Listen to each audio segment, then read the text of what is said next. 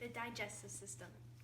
Digestion is the process of breaking down foods into nutrients.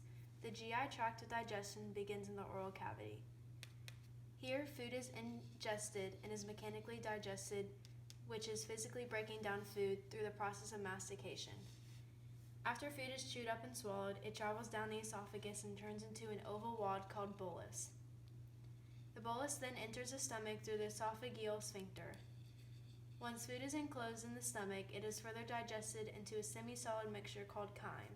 Mechanical digestion occurs because of the muscular mixing of the contents called peristalsis. Chemical digestion occurs when the food is mixed with gastric juice that is made of HCl and enzymes. The pancreas and liver aids in chemical digestion, the process of converting food into chemical substances that can be absorbed and used, by producing pancreatic juices that enter the small intestine through common bile duct. The liver also detoxifies chemicals, synthesizes proteins, stores glycogen, decomposes red blood cells, and produces hormones. The gallbladder is what stores and concentrates the bile from the liver. Once this process is finished, the food enters the first section of the small intestines, the duodenum, where most of the chemical digestion occurs. The duodenum distributes biles, pancreatic acids, and other secretions to chemically break down food. Nutrients are absorbed through finger-like projections lined in small intestines called villi. Most absorption of food occurs in the duodenum or ileum of the small intestines. After food passes through the small intestine, it is transported to the large intestine.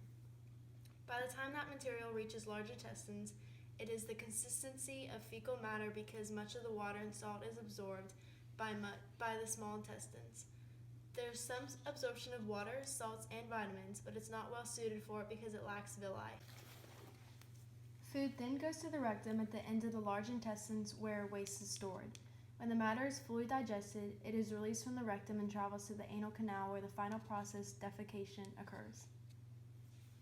Throughout digestion, sugars, starches, carbohydrates, lipids, fats, and proteins are absorbed.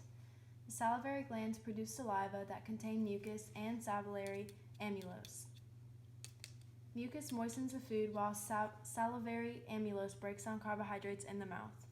All carbohydrates, whether sugar or starches, are digested in the small intestine to form glucose, which is transported around the body via the blood and taken into cells to be converted into energy.